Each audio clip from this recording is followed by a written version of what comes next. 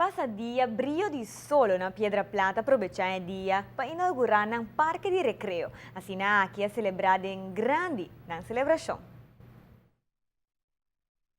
Parque com nossa traje especial para nós, dor com nossa para nanta de grupo, pero também nós tem atividade na pafo, também de natureza, e está para trabalho hopi grande, passou minha senhora para mirar para trás, e mundo que tem aí atrás, ora com nossa comissão, assim aí atrás estava puro mundo.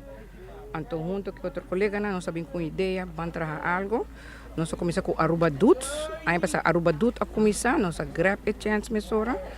Então, grupo grande de estudantes da EPI, abim, então, na comissão que trabalho,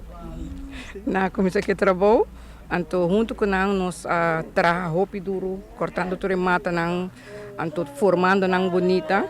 Depois, ora sei Aruba Duta passa, pero nós de nós sigue que o resto do terreno sigue assim mais limpo. Então, ora sei também abim que devem pôr coisa nang, mas nós queremos danke na cada de nang que aportar, ajuda nós com assim é bonito para que foral e trabalhador nós tur como colega, nós estava também timbiado em hora na tarde, já sabra.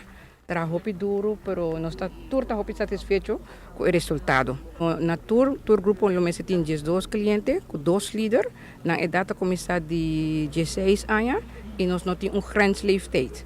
Que men certa idade, família na mesta decide, ok, está muito grande. É mais grande tem quanto anos?